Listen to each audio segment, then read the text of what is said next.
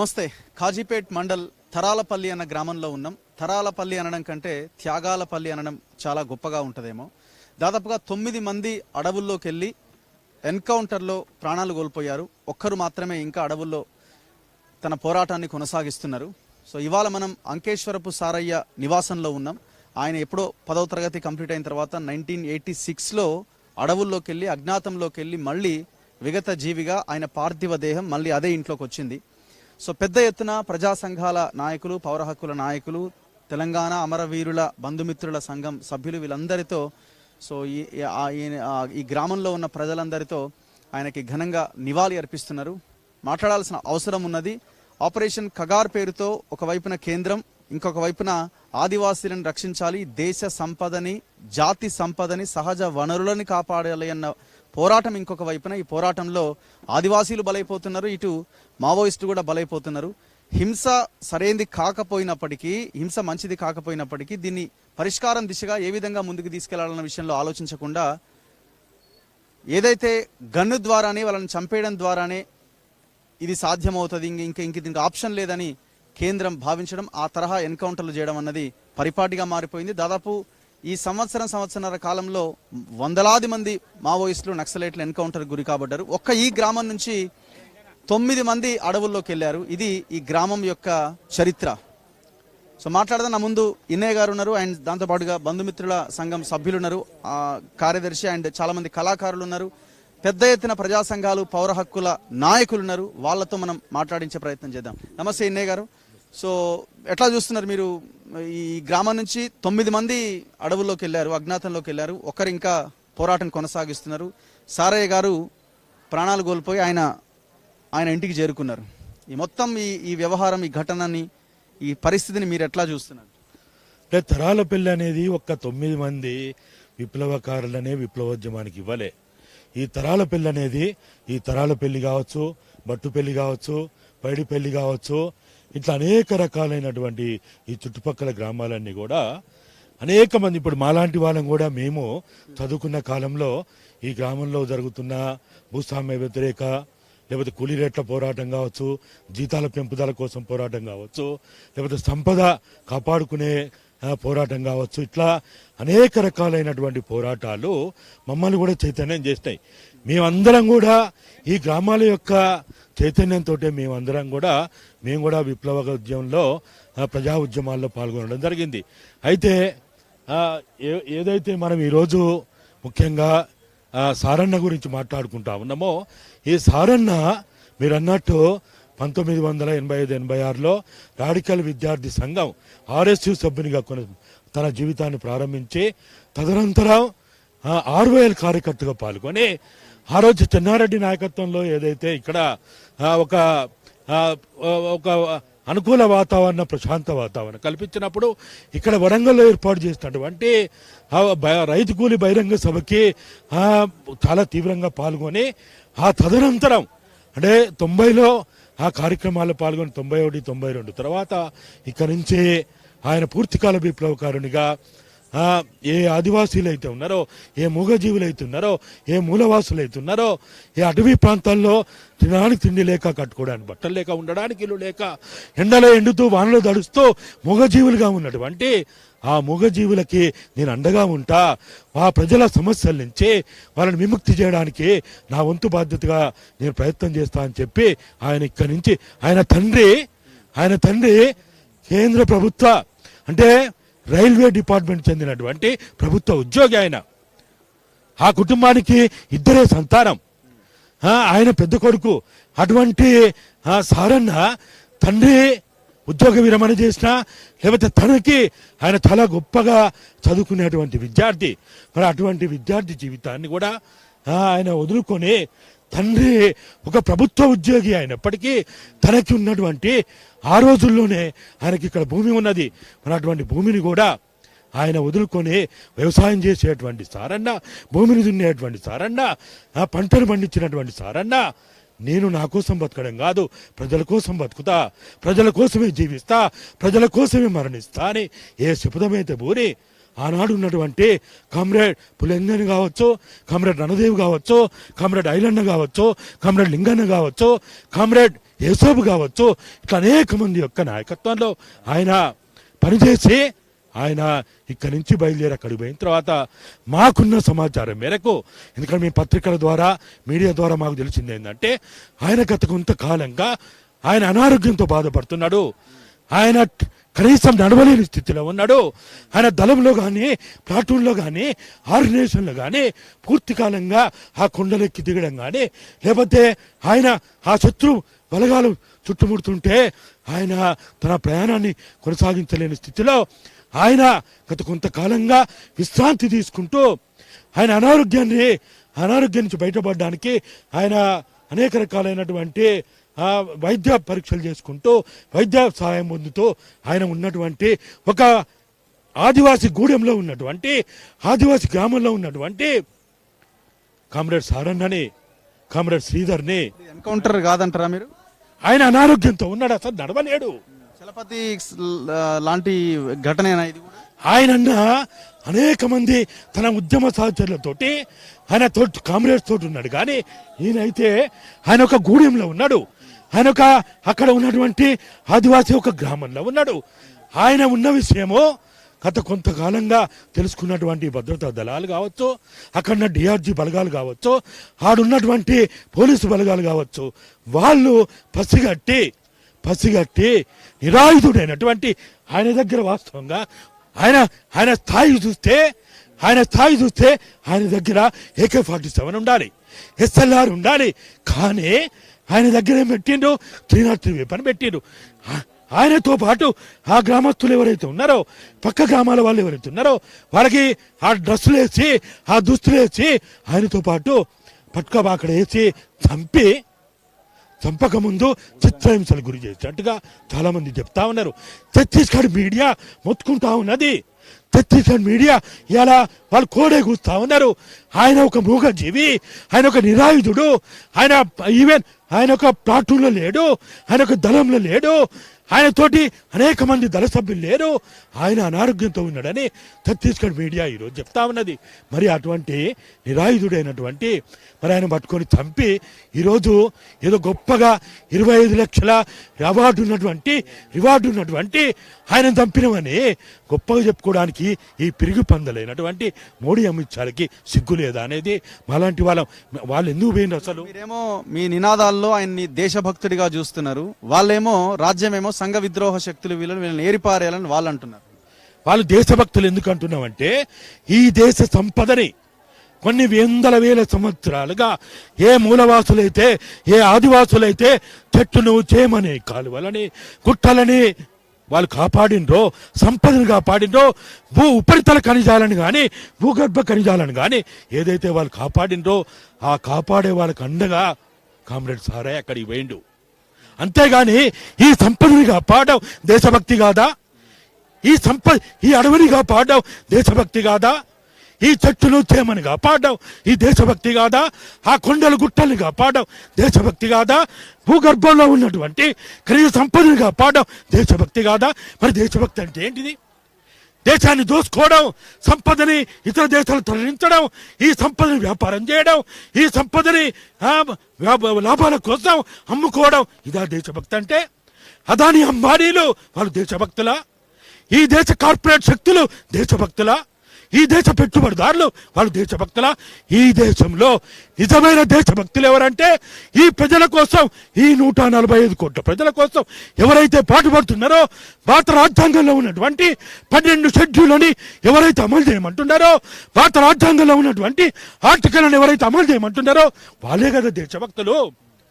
వాళ్ళు ఈ దేశంలో ఉన్నటువంటి సంపదని, ఈ దేశంలో ఒకనాడు బ్రిటిష్ వాళ్ళు ఏదైతే చేసిండ్రో ఇవాళ అమిత్ షా మోడీలు అదే చేస్తున్నారు కదా. వాళ్ళు అనుకున్న లక్ష్యాన్ని సాధించే దిశగా ముందుకు కదులుతున్నట్టు మీకు అనిపిస్తలేదా? అమిత్ షా, మోదీ కావచ్చు, రాజ్యం ఎవరున్నా సరే వాళ్ళు టోటల్ గా కొలాప్స్ చేసేయాలి, క్లోజ్ చేసేయాలన్న ప్రయత్నంలో వాళ్ళు సక్సెస్ అవుతున్నట్టు కనిపిస్తున్నది కదా. మావోయిజం అనేది, కమ్యూనిజం అనేది ఒక సిద్ధాంతం, అదొక ఫిలాసఫీ, అదొక ఐడియాలజీ. అది వ్యక్తులతో ముడిపడదు. అదొక కొండపల్లి సీతారామయ్యకో, ఒక గణపతికో, లేకపోతే ఒక ఆర్కేకో, ఒక ఆనందన్నకో, ఒక చంద్రన్నకో, ఇంకొక నాయకులకి ముడిపడింది కాదు. ఇవాళ 400 మంది కాదు, 4000 మంది కాదు, 40,000 మందిని చంపినా అదొక ఆ సిద్ధాంతం సజీవంగా ఉంటుంది. ఆ సిద్ధాంతం సజీవంగా ఉన్నంతకాలం, ఆ సిద్ధాంతం ఎప్పటి వరకు సజీవంగా ఉంటుంది? ఈ వర్ణ వ్యవస్థ ఉన్నంతకాలం, ఈ దోపిడీ రాజ్యం ఉన్నంతకాలం, ఈ వర్గాలు ఉన్నంత కాలం, ఈ నిత్య మెట్ల సమాజం ఉన్నంత కాలం ఆ సిద్ధాంతం ఖచ్చితంగా బతికే ఉంటుంది.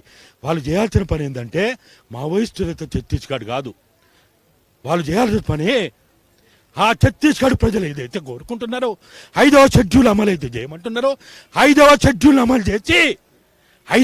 అమలు చేస్తే అసలు మావోయిస్టులకు ఏం పని? అక్కడ మావోయిస్టులకు ఏం పని? వాళ్ళకి భూమి ఇస్తే, అడవి ఆ సంపద పైన హక్కు ఇస్తే, ఆ చెట్టుకి, చేమకి, గుట్టకి, రాయికి, ఆ ఖనిజ సంపదకి, ఆ ఉపరితల సంపదకి వాళ్ళకి హక్కిస్తే, ఆ నీటి బిందువులు ఇవాళ ప్రాణాయిత ఇంద్రావతి ఎక్కడి నుంచి వస్తున్నది? గోదావరిలో కలిసే ఆ ప్రాణాయిత ఇవాళ ఈ సారణ చనిపోయింది కూడా ఇంద్రావతికి అవతల.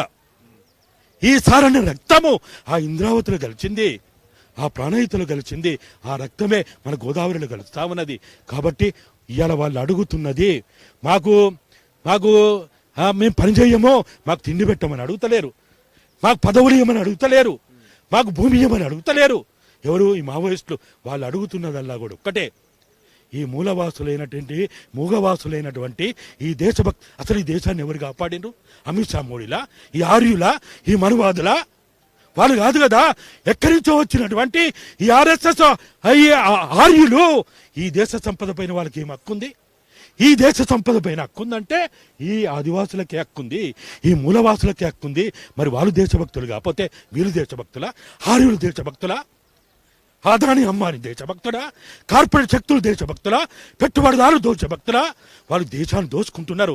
మనం కట్టే GST ద్వారా, మన చెమట చుక్కల ద్వారా, మన రెక్కలు ముక్కలు చేసుకొని మనం GSTలు కడితే, ట్యాక్సులు కడితే, వాళ్ళేమో మాఫీలు పొంది ఒక్క అదానికే ఎంత మాఫీ ఇచ్చిండ్రు, ఒక్క అంబానీకి ఎంత మాఫీ ఇచ్చిండ్రు.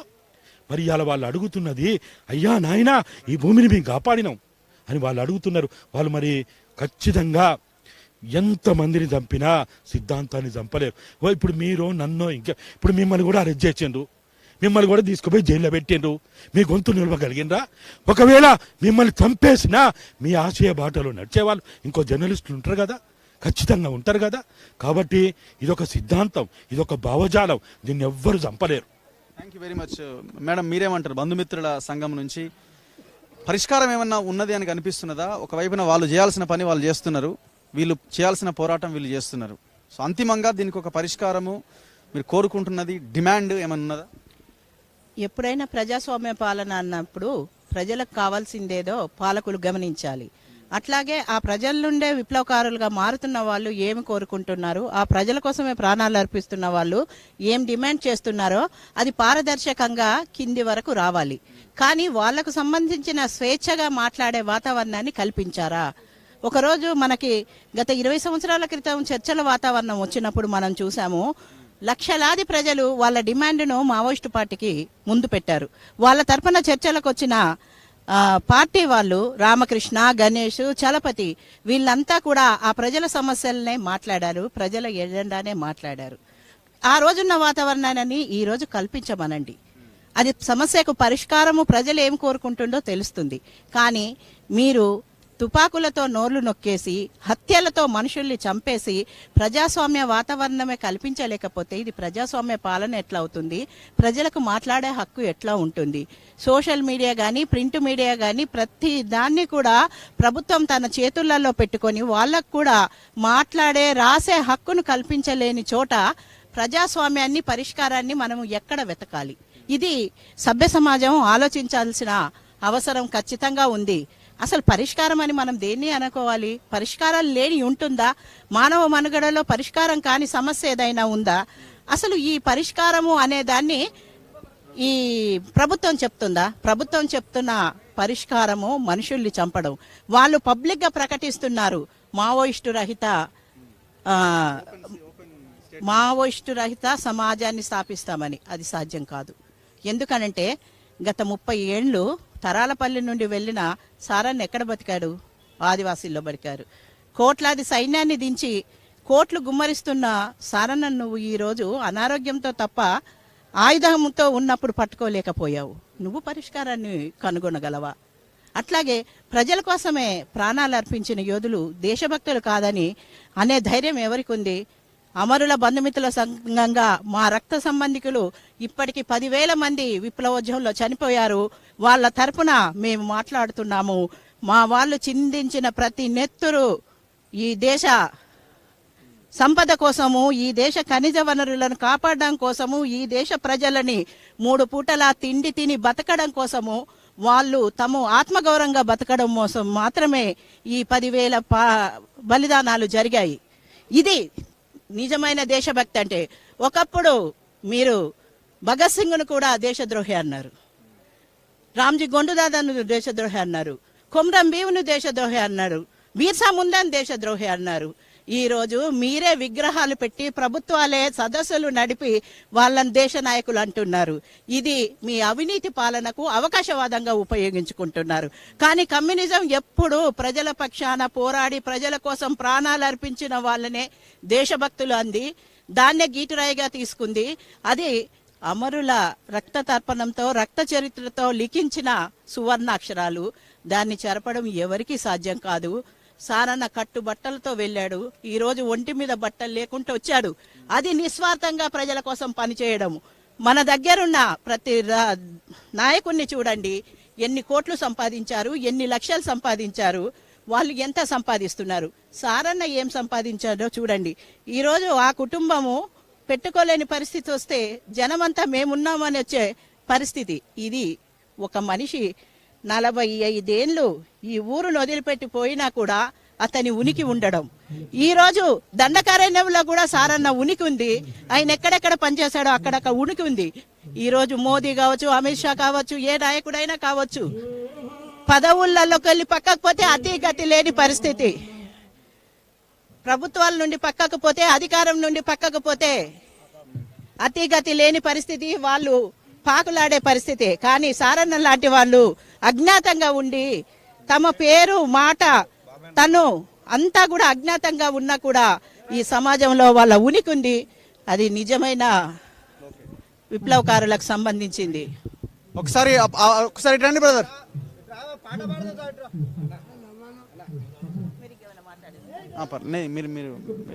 కళాకారులు కూడా ఇక్కడికి వచ్చారు. వాళ్ళతో కూడా కొన్ని విప్లవ పాటలు పాడించే ప్రయత్నం చేద్దాం.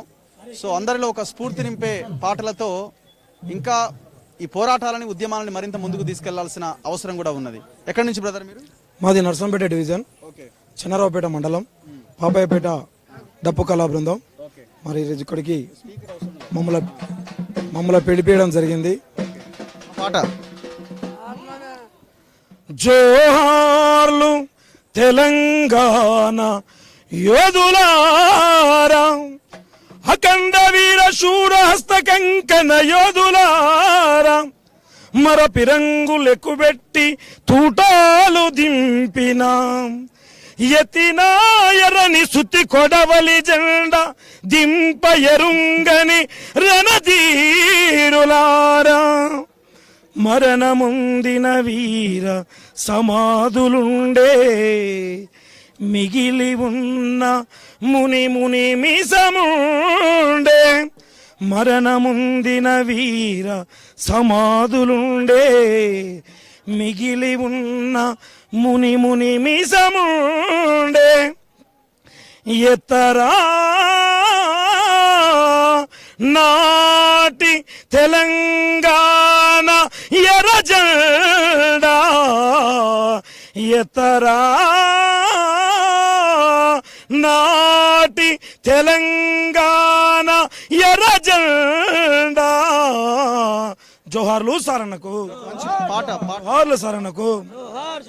అమ్మావో ఎర్రని జెండా నిన్ను ఒంటరి చేసెను నిండా, అమ్మావో ఎర్రని జెండా నిన్ను ఒంటరి చేసెను నిండా, నిరుపేదల గుండెల నిండా నీ ఆశయ బలాలు బండా, నిరుపేదల గుండెల నిండా నీ ఆశయ బలాలు బండా, నిన్ను మోసిన సారన్నయడి ఓ ఎర్రని జెండా, మా అన్న సారన్నయడి ఓ ఎర్రని జెండా పువ్వు పుట్టంగానే పరిమళ మీద జల్లినట్టు పువ్వు పుట్టంగానే పరిమళ వెదజల్లినట్టు పువ్వు పుట్టంగానే పరిమళ మీద జల్లినట్టు పువ్వు పుట్టంగానే పరిమళ వెదజల్లినట్టు బలహీనుల బతుకులు చూసి బగ్గుమని మండిందమ్మా బలహీనుల బాధలు చూసి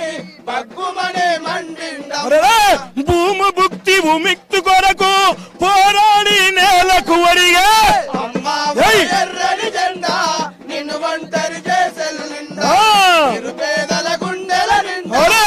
ఈ ఆశయ ఫలాలు బండా నిన్ను మోసిన సారన్నయడి ఓ ఎర్రని జెండా మా తరాల పెళ్లి గుండె అడుగుతుంది ఓ ఎర్రని జెండా అమ్మా ఓ ఎర్రని జెండా నిన్ను ఒంటరి చేసెను నిండా అమ్మా ఓ ఎర్రని జెండా నిన్ను ఒంటరి చేసెను నిండా ఓకే థ్యాంక్ యూ. ఇంకెవరైనా పాడేవాళ్ళు ఎవరైనా ఒక మంచి విప్లవ గీతం. పేరేం పేరు?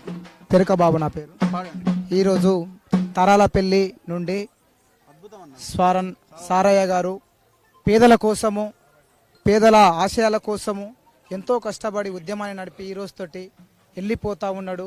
ఎర్ర జెండా నింగిలో ఎర్ర జెండా ఎగురుతున్న సారన్నకు విప్లవ జోహారు తెలుపుకుంటూ ఎర్ర జెండా గుండెల్లో ఒరిగిన వాళ్ళురా పోరాటాల జెండానే తెలిసిన వాళ్ళురా ఎర్ర జెండా గుండెల్లో ఒరిగిన వాళ్ళురా పోరాటాల జెండానే ముద్దాడిన వాళ్ళురా ఎర్ర జెండా గుండెల్లో ఒరిగిన వాళ్ళురా పోరాటాల జెండానే ముద్దాడిన వాళ్ళురా ఎర్ర జెండా గుండెల్లో ఒరిగిన వాళ్ళురా పోరాటాల జెండానే ముద్దాడిన వాళ్ళురా తరలపల్లి ముద్దు బిడ్డన్న అన్నరో మా సారన్న ఎర్ర గుండెల్లో మా సారన్న ఎర్ర జెండా గుండెల్లో ఒరిగిన వాళ్ళురా పోరాటాల జెండానే ముద్దాడిన వాళ్ళురా ఎర్ర జెండా గుండెల్లో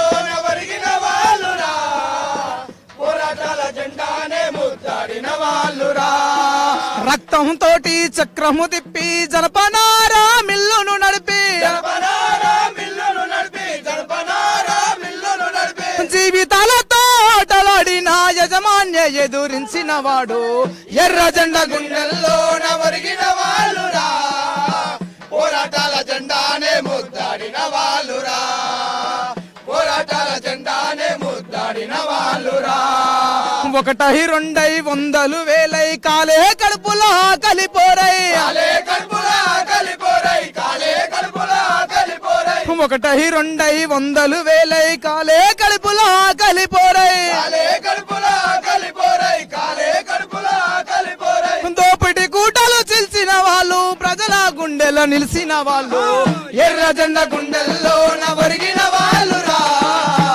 పోరాటాల జెండానే ముద్దాడిన వాళ్ళురా పోరాటాల జెండానే ముద్దాడిన వాళ్ళురా పోరాటాల జెండానే ముద్దాడిన వాళ్ళురా పోరాటాల జెండానే ముద్దాడిన వాళ్ళురా జోహార్లు సారన్నకు జోహార్లు సారన్నకు